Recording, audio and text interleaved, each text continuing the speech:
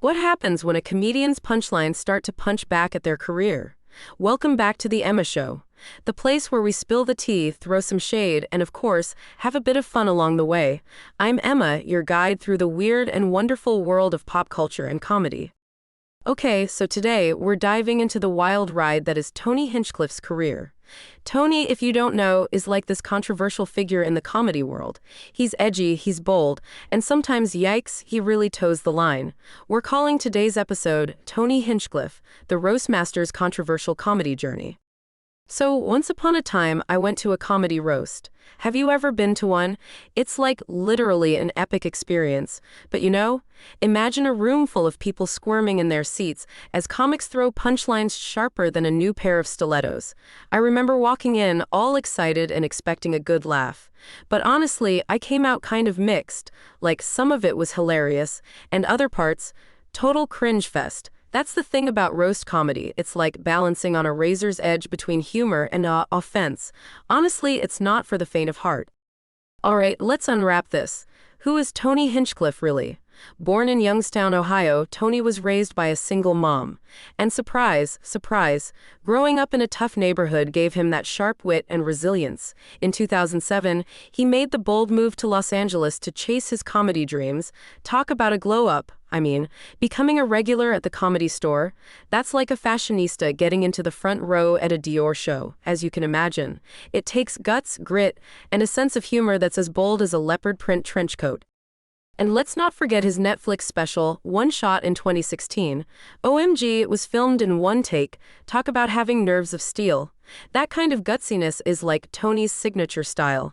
Now here's where the spicy part comes in. Tony is known for his roast comedy, working alongside greats like Jeff Ross. Yup, the actual roastmaster general himself. Ross has definitely been a major influence on Tony's career, like Gucci to fashion. Tony's association with the Comedy Store and icons like Jeff Ross shaped him into a fearless comedian. Next, we've got something even more intriguing. You all heard about him moving to Austin in 2020, right? It was all the buzz. With Joe Rogan leading the comedy exodus to Texas, Tony tagged along.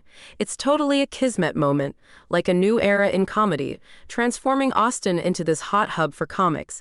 Now pung dang, who's he, you ask? Another comedian caught at the center of this massive whirlpool of controversy in 2021, all thanks to Tony's notorious remarks. Alright, what's next? Let's talk about impact. Despite the controversies, Tony's name in pop culture is like living rent-free in our heads. The Kill Tony podcast, anyone? It's basically a cult hit. Imagine a space where comedians do lightning-fast one-minute sets. It challenges them to slay the room quickly, or risk being a total flop. It's iconic and crucial for budding comedians to test their mettle. But then there's the looming big unanswered question. Should comedians apologize for their jokes? Tony certainly thinks no. He even believes, humor doesn't come with an apology card. Keeping it real, this stance is pretty divisive, especially considering the pung dang incident where no apology was offered. It makes me question, where do we draw the line between free speech and consequence? When does a joke turn into hurtful rhetoric?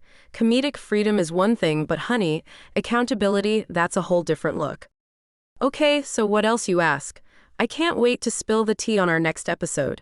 We'll explore another comic walking that same thin line between art and controversy. Get ready for a deep dive into someone who, like Tony, knows how to stir the pot. Stay tuned. All right, my fabulous listeners, it's been a wild ride, but we gotta wrap this up.